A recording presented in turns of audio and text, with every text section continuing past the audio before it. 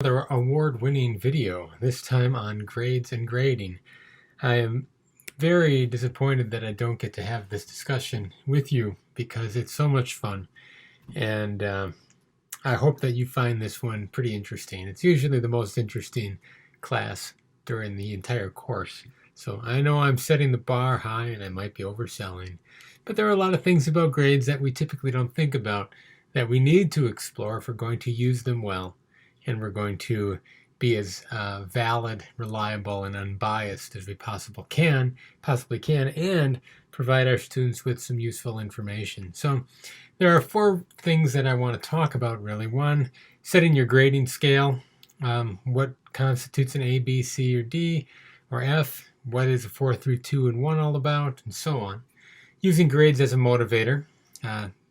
Really important thing because it's not a uniform function for every student. Giving feedback. How can we best give our feedback and what are the do's and don'ts about it? And then finally, using grades and reporting. Now, before we begin, one of your assignments will be to respond to a lot of claims that an author has made and keeps making about grades and homework and punishments, rewards, and basically anything that education starts to do or has done. This guy, Alfie Kohn, points out a bunch of stuff that's wrong with it. And his voice is really good, although he typically gives a superficial reading and uses a lot of sensationalism when it comes to reporting research. So he'll make a lot of claims in the article I want you to read, and I want you to be able to respond to them. The four that I care the most about. 1, grades reduce student interest in learning. 2, grades reduce the quality of student thinking. 3, grades are not valid, reliable, or objective. And 4, grades spoil the teacher's relationship with the students. Now, I will be addressing each of these as I go forward, sometimes directly, sometimes indirectly. But it is your job to pay attention and demonstrate that you have formulated an opinion, an informed opinion, about how you could respond to these criticisms about grading. The article looks like this. The title is From Degrading to Degrading, and he makes a lot of good points and talks a lot about the problems that come up with grading. He thinks grades should be done away with completely, but we'll talk about why that might not be the best idea, right? So I will want you to be able to respond to Alfie and parents who read Alfie and feel the same way that he does. Now, again, I have 4 major topics I want to cover. We're going to start with setting your grading scale. Now, I want you to take a moment and just pause and think about how grades make you feel. Do they make you feel happy, sad, enraged, stressed, or nothing at all? Do they demotivate you, right? The big question that we're trying to think about is, 1, how, when we give grades to students, do they respond? And 2, why do they respond the way that they do? Now, if grades make you happy, and say I ask you, what did you feel like when you got your last A? For some of you, you might have been happy, or maybe you felt nothing. A lot of times it depends on the effort that you put in and how hard it was to get that A. If everybody gets an A in a class, well, then it doesn't seem like a big deal. And I know there are college professors who give everybody A's and tell them that everybody's going to get an A, right? And they want to lower any of the stress barriers, any of the potential negative outcomes. They want people to be able to take risks and feel challenged and accept really difficult things because they think it's better learning when you're not worried what kind of grade you're going to get. They think you learn more. And sometimes that's true, and I think that there is a place for that practice. But getting that A probably doesn't make you feel good. Now, if you're the only one in a class that gets an A and everybody's working real hard, you probably feel really good about yourself. If you and a bunch of other people who work really hard to get their A's get A's, right, and nobody else does, you still feel really good about that. If you master material and work really hard to achieve things you never thought possible and you get that A back, you probably feel really good. But again, sometimes it's an empty A. And the same thing can be said for B's and C's and so on, right? So we need to ask ourselves the question, what do grades even mean, right? When I ask the students in my classes what an A means, for example, these are the typical responses that I get. It means that you went above and beyond, or it means that you met all the objectives. Some people say it means you met most of the objectives. You don't even have to meet them all. Some say that you exceeded expectations, or you mastered, not just met, but you've mastered all the objectives.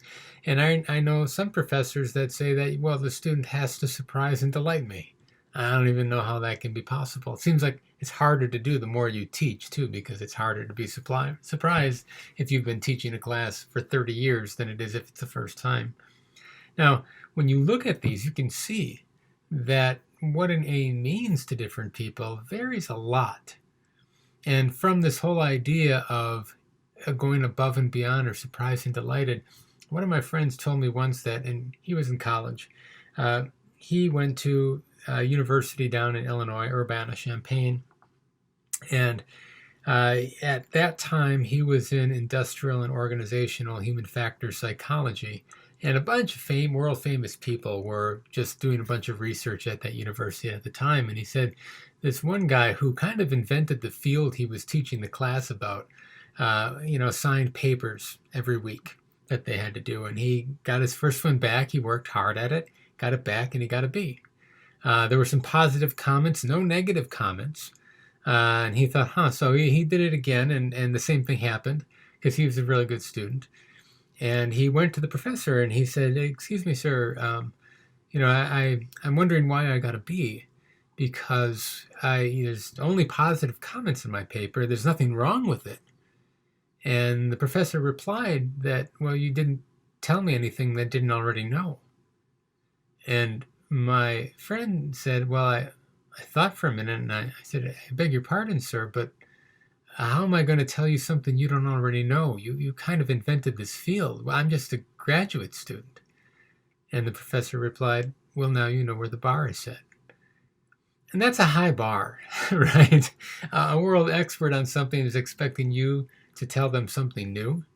Common response that I get when we have a serious talk about this is that most students say an A means that you met all or most of the objectives. Usually people actually go back to saying most, that you don't have to meet all of the objectives even to get an A. Now, that might seem like setting the bar too low, but the whole idea behind this is that we're trying to just establish what are our criteria for the different grades that we give, right? Now, whatever an A will mean in your class, the next question you ask is how many students should get one? Because whatever an A means, right, above and beyond, well, above and beyond depends where you set your standard. Surprise and delight, meeting expectations, meeting objectives, meeting most of the objectives, it depends on where you set your standards. Now, a lot of times, some people initially say, well, I want everyone to get an A in my class. And that's just unrealistic in many cases. Typically, I'll have some parents or some administrators complaining that you are not rigorous enough, because my son Timmy works hard and is an honor roll student, and I know he hangs out with Jimmy, and Jimmy is an F student, and they're getting the same grade in your class, and how is that possible? I don't think that Jimmy is as good as my son in math, so why are they both getting an A? It doesn't make any sense. Anyway, likewise, if nobody gets an A, that's a bad thing too. When my wife was a student teacher, or actually not a student teacher, first year teaching, the teacher that she was kind of paired with was in the next room, was teaching science, and he was realizing that the students weren't doing that well. He extended the unit for like the whole first quarter. They did nothing but minerals, 5th grade science. And he gave them the assessments that came with the textbook and everything, and everybody failed. And so he gave them all Fs. And he was made to change his grades because parents complained. He got a call from the principal, had a meeting, had to give students who clearly did not meet the objectives or the standards grades, and he had to give out some A's even. And again, that is where Alfie's argument that grades are not reliable, valid, or objective comes to play. How can we trust them? Nevertheless, we'll get to that idea. How many kids in your class should get an A?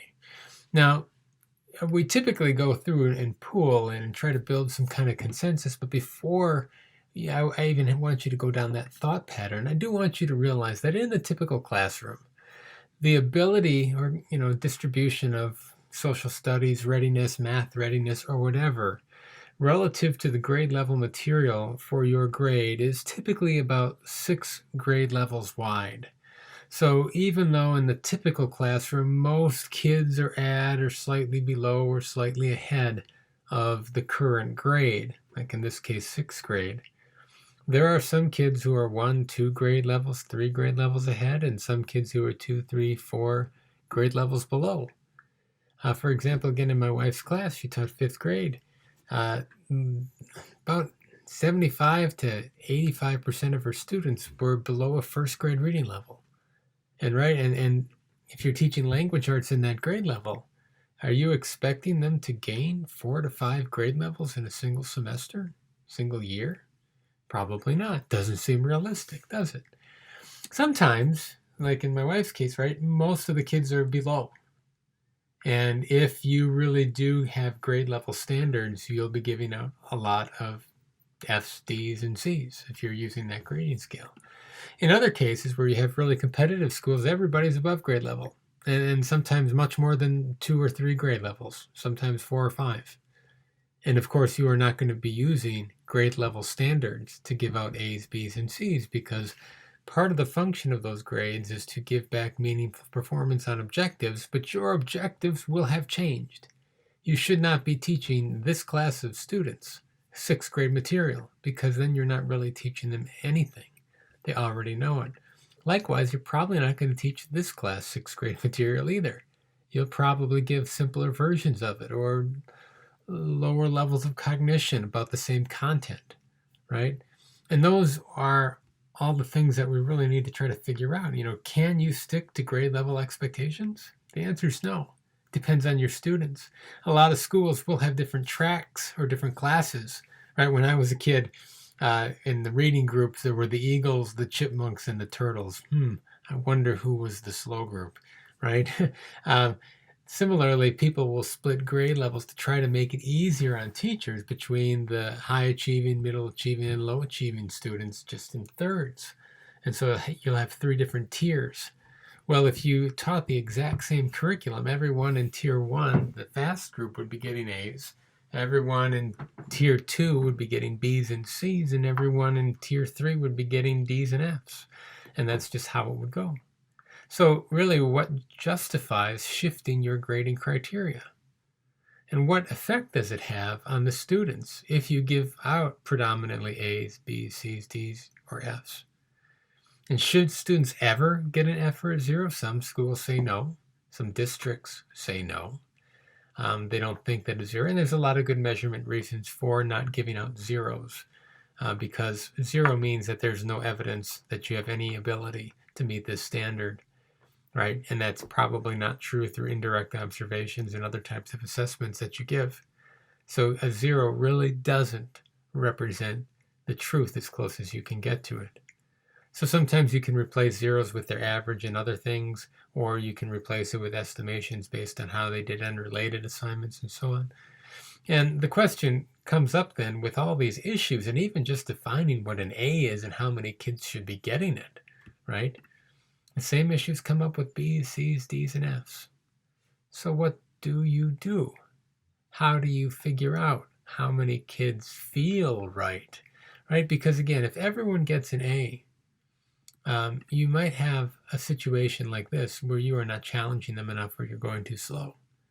If nobody gets an A, you might have a situation like this where you're doing your objectives, but they're not ready for it.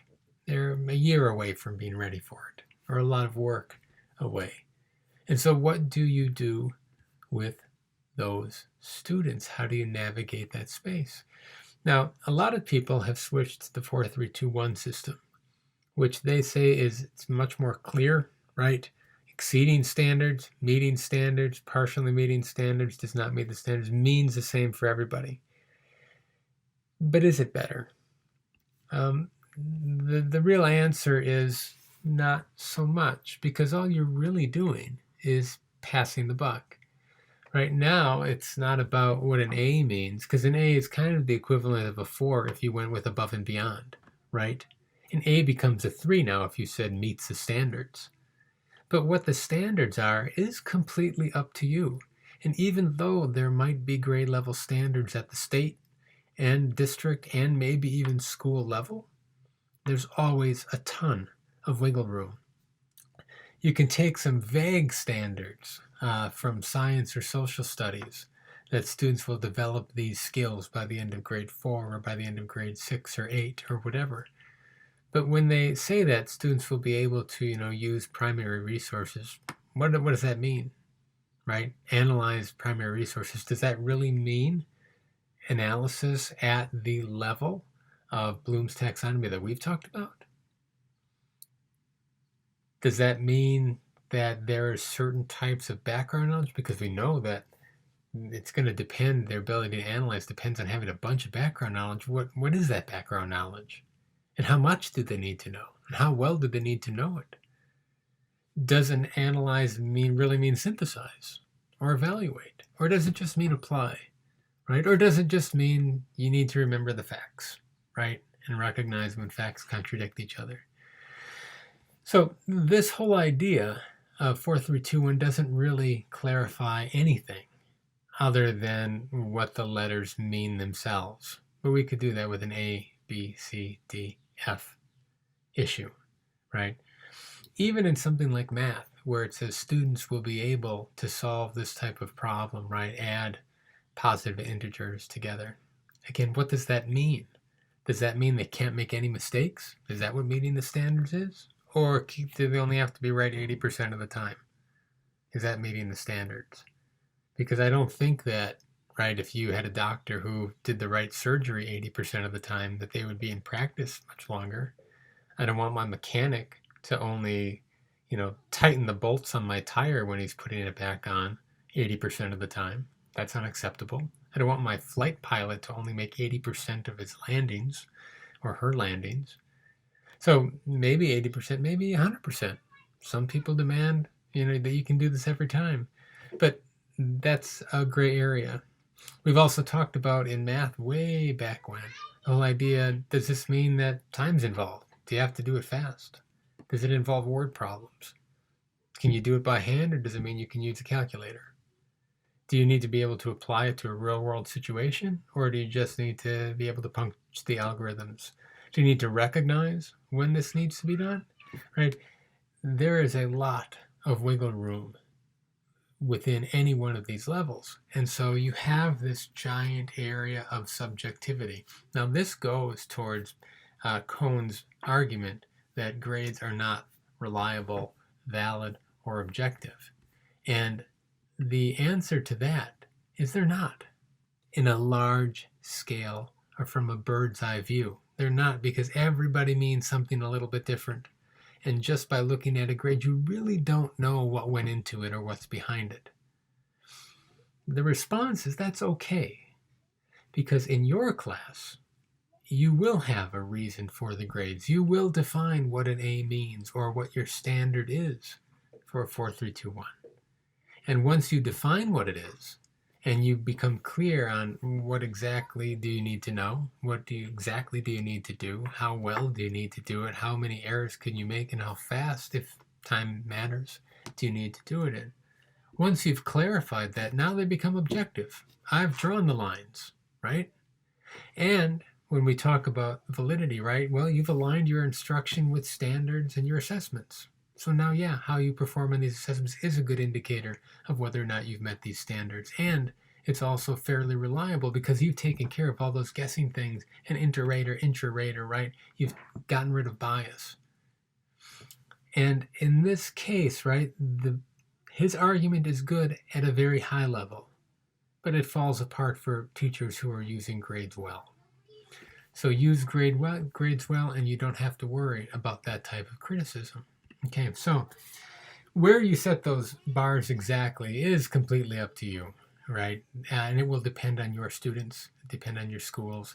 I would talk with your co-teachers, I'd talk with your principal about general grading practices and where the bar is going to be set. So you do have a distribution that does differentiate between student ability within your classroom, because as we've seen, it's significant, right? And you do want it to accurately reflect different levels of mastery towards your objectives. You don't want to set the bar so high up here that nobody can get over it, but you don't want to set it so low that everybody just rolls over it, right? Or just does a little hop and gets over it. So that leads us to the next topic, grades and feedback. Well, when we talk about feedback, there are really 4 things that we're going to be using. Now, grades by themselves, just getting an A, doesn't usually say a lot, right? There's feedback that goes with it. Now, that feedback, one, should be aligned with the objectives. And so just saying great job or hunky-dory, as Sister Esther said to me in 5th grade once, I had no idea what it meant. Didn't know if it was good or bad. There's a sticker that said hunky-dory on my paper. And I was like, I don't know. Do I need to get this signed by my parents? Am I in trouble? Or is this a good thing? Right. So you need to give good information. You do want to also focus on their effort and strategies, things that they can control to cultivate a growth mindset that values challenge and growth. You want to make sure that you target and discuss both strengths and weaknesses. So give them some praise on the things they do well, still give them a way forward, how to get better. And then also talk about the things that they need to improve on and give them some strategies to move forward. Finally, giving students the opportunity and incentive to use the feedback is one more thing that you want, because you don't want to spend a bunch of time writing detailed comments about how to improve and have nobody look at it because there's a new assignment to do, right? That's not a great way to go. Now, when we talk about giving feedback, here are some examples of poor feedback, right? You have excellent work written on the top. There are some minuses here. Remember punctuation down there. And you think, well, what's wrong with that? Well, as a student, I know I did things well, but it's probably not clear to me what exactly I did well on. If I look at this other example here, right, I have some -3s, I have some lines here, I have some somewhat contradictory feedback right here that says, nice job with the details, remember to give more details, basically. That's confusing, kind of sending some mixed messages. A better version is something like this, right, where there's feedback that's broken down by sub-skills. These would be sub-goals that a teacher was working on along the way, right? Different point values, and then some additional comments. I was especially pleased with the revisions and so on that you made. There's some suggestions about it. There's also an opportunity to work on this in the future. So all those things are in there, right? Strengths, weaknesses, a path forward. Everything's aligned with these different objectives, so the students know what we're supposed to be doing. They know what they did well on, what they didn't do well on, and there's some information on how to improve. Now, sometimes when things don't get that much better, one of the things that you're always supposed to do is kind of say something positive to lead open, right? Compliment sandwich. Here's a nice thing. Here's all my scathing criticisms. And now here's another nice thing at the end. And sometimes if a student doesn't really do anything, you're like, well, what can I say good about this? And so here's an example. Thanks for the essay. Yeah, okay, right. Obviously not that great. In this feedback too, the student wrote some nasty remarks about another student that the teacher just wrote, I don't think that's appropriate. Now, a really good example is here, where items of an assessment themselves are aligned with different objectives, right? So you know what's being assessed. There's feedback on every single one. And then at the end, as a way, right, to incorporate students using, reading, and thinking about that feedback, the teacher provides an overview of the things that they saw and requires the student to respond. Right? Now, that is a gold star example of how to do this. The issue, of course, is that it is really time consuming. And so when we're thinking about how we might go through and apply this kind of information, you can't do this all the time.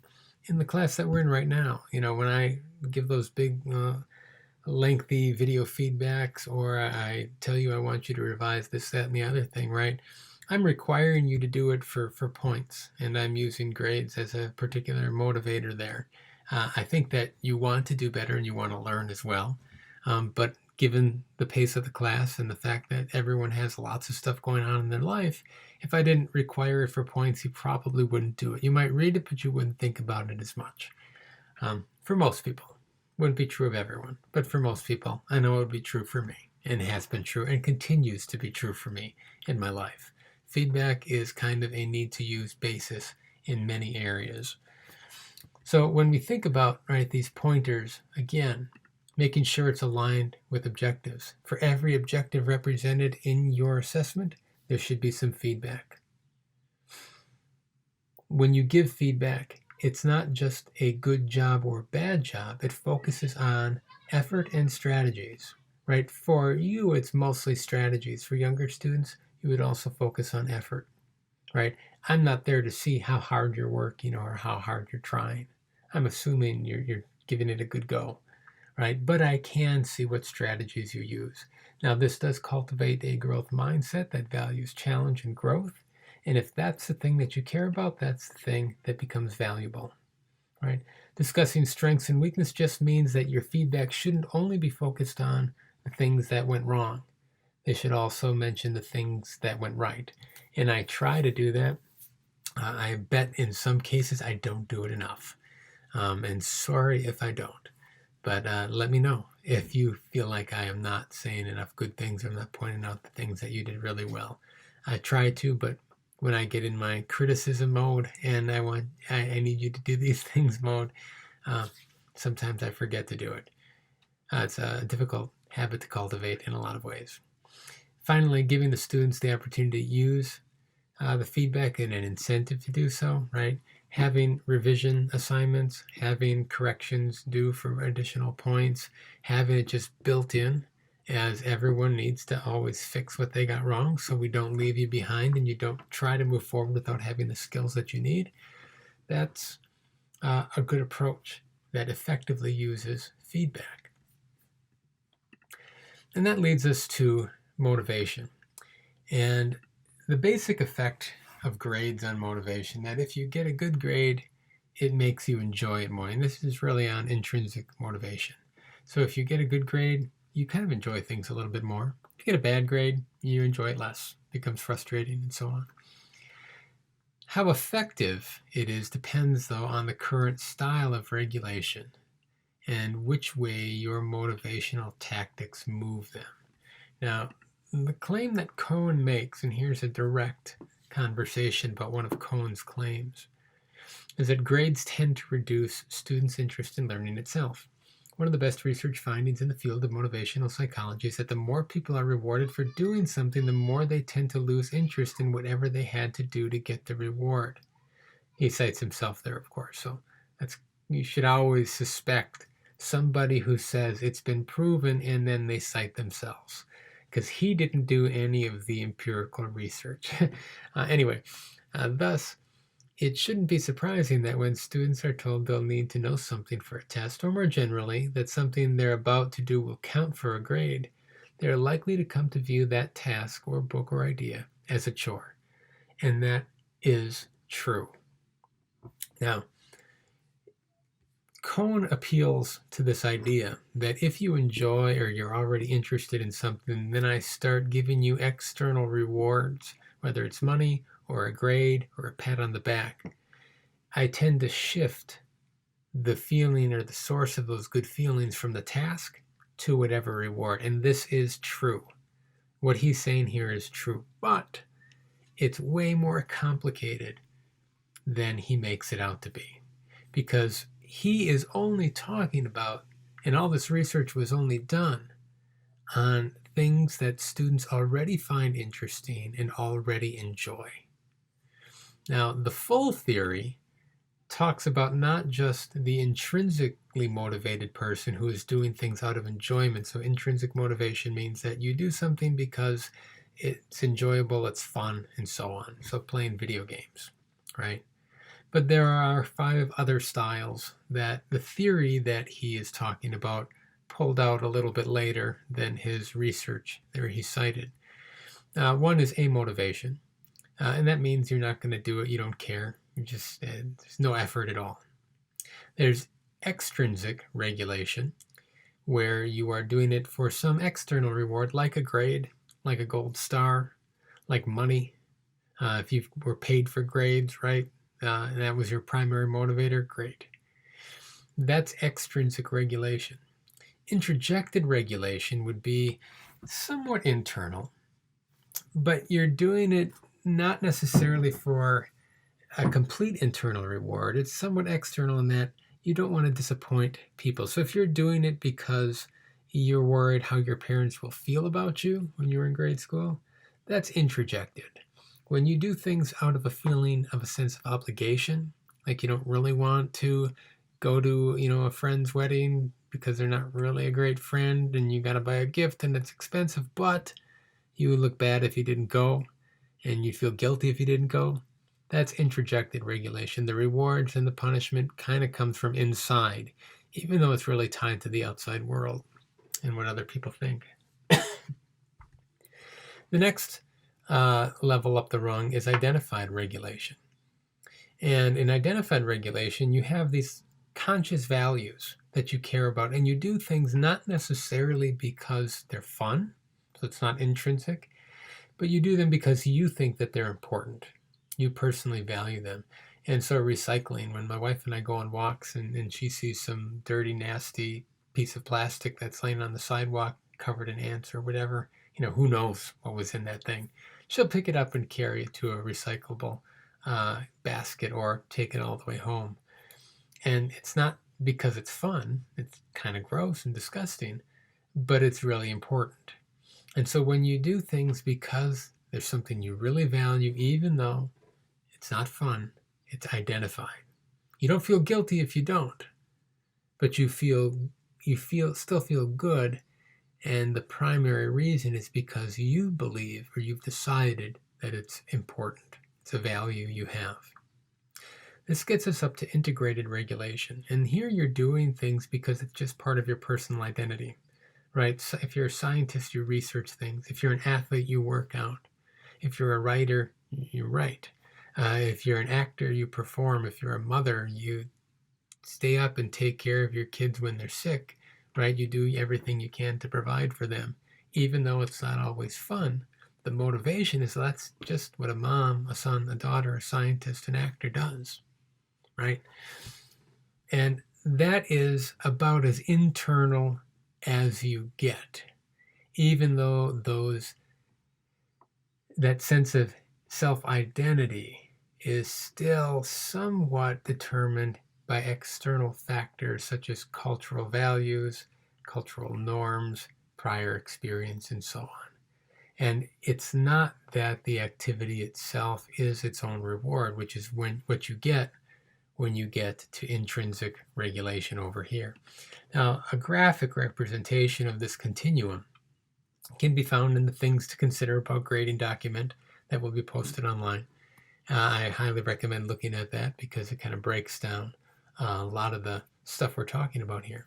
But over here on the left, you have amotivation. Over here on the right, you have intrinsic motivation. And then you have all these different styles of external regulation in between that become more and more internalized up until you get to this last part. All right. Now, when you think about this continuum, Cohen is talking about the people who are here. And thinking back to when you were in school and sitting in a classroom and doing homework and reading a book and writing a report about it, how much of the time were you here? How many students do you know that were here, intrinsically motivated all the time? I can't think of any. I never met somebody who was there, right? Most of the people I knew were down in these 3 areas here. Most of the people were right here. Some people were here, right? But I would say most of the people here, because most of the time you could get by without worrying. But if things got rough and you were maybe going to get a D or an F, well, then all of a sudden you start caring about what your parents think and feeling guilty and so on. But if you were worried what your parents think because you don't want to get grounded, that puts you right here. That's an external punishment, right? If you're worried here that your parents will be disappointed, well, then you're in the introjected. If you don't care and you didn't do anything, then you're here, right? And I can think of several students who were here. I had a friend in high school who wanted to get kicked out of school. And so the only way he could figure out how to do it was to get enough detention time, or we called it personal improvement time, PIT for short. And so every day in homeroom, he sat next to me. He would tell me what he was going to do that day to get a couple hours of PIT. I think he needed to get 250 hours of PIT, and then he would be expelled. And he wanted to go to the public high school where all his friends were. So that was his plan. So that was fun to watch play out, but he wasn't going to do it. He was actually motivated to not do it. So there was nothing a teacher could do in order to get him to go ahead and participate, right? When we think about then how we use grades with students, if most students are here, and if you disagree with me on this, I'd love to hear about it. But if most students are here, especially as you get out of kindergarten and first grade, right? Middle school especially, most kids are right here. How do you use grades then? Cohen says that you can't use them as an external reward or punisher because it's going to lower intrinsic motivation. Well, if there's no intrinsic motivation, there's nothing to lower. Bottom line, to use grades effectively in regard to these different regulatory styles. One, use messaging across the spectrum of regulatory styles. So, right, there's nothing really to be said here, but sometimes you can get these kids to act if the punishment or the reward is strong enough, it's enticing enough, or severe enough, right? So use, hey, this is going to be on the test, so pay attention, all you want for most students. If kids are up here, don't say that, right? Appeal to their interest and make it fun and why it matters. Also, along the way, emphasize the impact on short-term grades and long-term grades for those extrinsic kids. But for those interjected kids, talk about how you want them to be responsible. Use the whole "I'm disappointed in you" card if you need to, right? Because if you are, that's okay. You want to give them a way out and you don't want to make them feel guilty about it. But if it is a appropriate motivational tactic to use in the moment, you can feel good about using that. Because we should feel guilt and obligation in some cases. It creates a good person, citizen, moral individual. You also want to embed value statements to get them to see why it matters. And this is the valuing portion, to get them to that identified or maybe even integrated, especially if it's something that they want to be as a future self. So I should always have a rationale about why it matters, how whatever I'm teaching is useful to the students. That starts to move them from down here up to here. And my goal is to get everybody up in here, because then they're going to learn more deeply and my class is going to be a lot more fun and everything. And that's kind of the last thing. Try to make it as fun as you possibly can. And it's not always easy, right? If you can make it fun and you have that whole idea of edutainment or effortless learning, where everybody's learning at a deep level, but it's just so interesting and enjoyable that people can't look away, well, then you have won the game, so to speak. But how you use grades depends on where your students are at. And if you get a class that's all up here, you shouldn't emphasize how much things matter for final grades, because it will do harm. But if your kids are down here and that gets kids to learn, that's great. Now, one of the other arguments that Cohen makes that I think is appropriate to address here is this idea that grades reduce the quality of student thinking. And again, that is true if kids are already up here and they're thinking deeply, they can't get it out of their head, they love thinking about it, and if you start getting them to move this way, you are doing a disservice. However, if kids are down here or here, right, I'm not going to do it without a grade at all. I'm not going to crack the book. I'm not going to do the work. well, then they have nothing to think about. And when I was in graduate school, I'll tell a story about how this works. When I got in, we had to take some classes on statistics, and I took the first class. I thought, well, I thought I was pretty good at math, so I thought I'd skip the intro class, and you could do that and just jump because I was worried about time and money and tuition and all that stuff.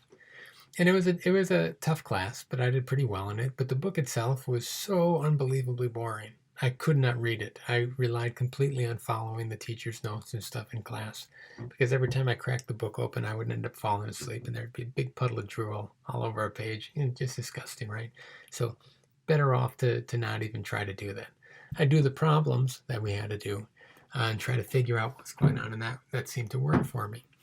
But I did well in it, and one of my academic advisors said, "Oh, I see you did well in that stat class. You should take more classes on stats because you can always get a job with stats." And so I thought, sure, sounds good.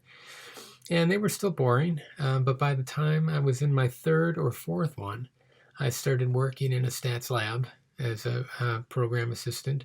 And so we did stats, a bunch, and we talked about stats a bunch. And I remember one day, a guy I worked with made a stat joke, and I laughed at it, and I thought to myself, oh my God, I've become a nerd. But the interesting thing about that is that as I gained knowledge about it, it became more valuable, it became more a part of who I was, and it actually became fun.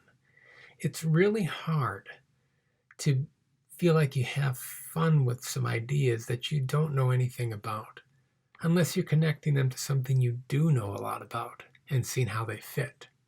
Then it's fun.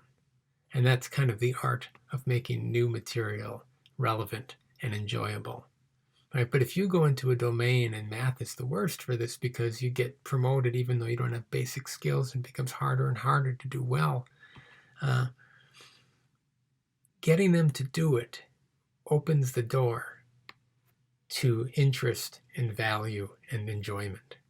If you never get them to do it, they're never going to have that possibility. They'll always be here or here. And so it's not bad to incentivize, to use points. You need to get them to engage with the material because learning is fun. Learning about the world is great, right? And it makes you feel better about yourself and all these other great long-term things, even though it can be really hard in the moment. Okay, so that's what I want to say about this claim that Alfie Kohn makes. That, right, if kids are in that amotivation or extrinsic external regulation area, right, the quality of their thinking is non-existent. There's no thinking, there's no quality. By getting them to do it and learn something, you are automatically making it much better than it would have been if you never would have motivated them at all. All right, so that brings us to our final thing, which is grades and reporting. And there are really three main steps. And if you read the Popham chapter on grading, he says basically the same thing. You have to identify your standards, to determine what evidence counts and how much it counts, and then convey those grades openly and honestly so people know what they do and do not represent. Along the way, you should be factoring in these ideas of validity, reliability, and bias. So we talk about identifying your standards, right? This is kind of what we've been muddling through in many cases. In things like math, it's a lot easier. In things like social studies, it's typically a lot harder. But we're trying to figure out, well, what do students need to be able to know? What do they need to be able to do? What level of cognition are we talking about? How well do they need to be able to do it? How often do they need to get it right? How many errors are okay? And does speed matter? Do they have to do it fast, or can they take forever, right? These are everything that goes into setting your goals, right? When I think about, well, what do I want my students to be able to do at the end of the lesson, or at the end of the week, or at the end of the unit? Once you figure out that, well, then you just have to figure out what evidence you're going to get and how much it counts. So if you assign homework or things they do in groups, how much does that count? How much do in-class discussions count? What about missing assignments? Does that count as a penalty, or does it just mean that you don't know, so you ignore it completely and you just go off of what you have? How much do larger assessments count, like chapter tests or unit tests? Do those count more? And how long do the skills have to be in somebody? So if I test you right after, that counts for one thing, but if I test you again later on for the unit and you have forgotten it, does that wipe out what you demonstrated earlier? Or do people get a bonus if they still can function at the same level of skill that they did 2 weeks ago? Does that matter? When we think about other things like effort and growth and participation and attitude, does that play a role in it? The answer here should be no, because that's a construct validity issue, right? If I give a grade in social studies, I'm really not supposed to be representing how much you raised your hand in class, because that means somebody who raised their hand in class a lot can get a better grade in social studies than somebody who didn't raise their hand ever, but knew everything there was to know. And the person who raised their hand might have always been asking questions and didn't end up learning a thing, right? You want to make sure that you stick to the content, you stick to your objectives. And if you want to reward or incentivize things like effort and growth, well, that can be done on a separate report card, and many districts have separate report cards for things like that. Finally, is there an interaction between different goals, right? Do different goals count? Do you need to do well and meet a basic minimum on all the goals in order to even get a decent grade? Or can you have some kind of chinks in your armor or holes in your mastery? Right? So these are all things that you need to figure out about identifying evidence. Right? The shortcomings of homework and in-class work, especially group work, is that people are getting helped, right? Tests typically count more because they are a sign of what the person can do by themselves, and they should count way more than homework does. Doesn't always work out that way, though, right? And I used to have a grading format last year that the assignments didn't really count for anything. It was all about how you did on the major assessments. There was opportunities for revisions and everything like that, but it was completely subjective on my part on what I would give you. And I thought it gave a much better representation of what everyone's skill level was, but people didn't like it because they never kind of knew where I thought they were. There wasn't that accumulation of points that you get. So I went back to something more traditional because I could tell that it was stressing too many people out too much. So I'll take the fall for that one and recognize that I'm doing something I do believe is inferior because I think that the overall impact of it is a little bit better. Finally, when you communicate your grades, make sure that you have ready answers for questions from parents or administrators about your grading scale and why it's set up the way it is, the sources of evidence that you use and what counts, how rigorous you are, what you do with late and missing work, and any issue about validity, reliability, and bias. One of the reasons I have you write those commentaries is that I'm trying to give you some language to talk about. Well, if a parent says your grades aren't reliable, valid, or objective, and they're biased, right? You can talk from a content perspective or a construct perspective or a criterion perspective. I align everything with my standards and I make sure I'm only measuring the knowledge that I have or that I'm interested in, and I use multiple pieces of evidence to try to get at the truth. I know that it's not perfect, but I think it's pretty good. Same thing for reliability, same thing for bias. You should have those answers at the ready. So if somebody asks you a question, you can justify why you're doing what you're doing. So that is it for grades and reporting. There are two things I want you to do. One is to do a worksheet that will lead to a quiz. And the second thing is to respond to two essay prompts that deal with these questions or charges that Cohen levels against grading in general. More information on that in the email. Have a great day.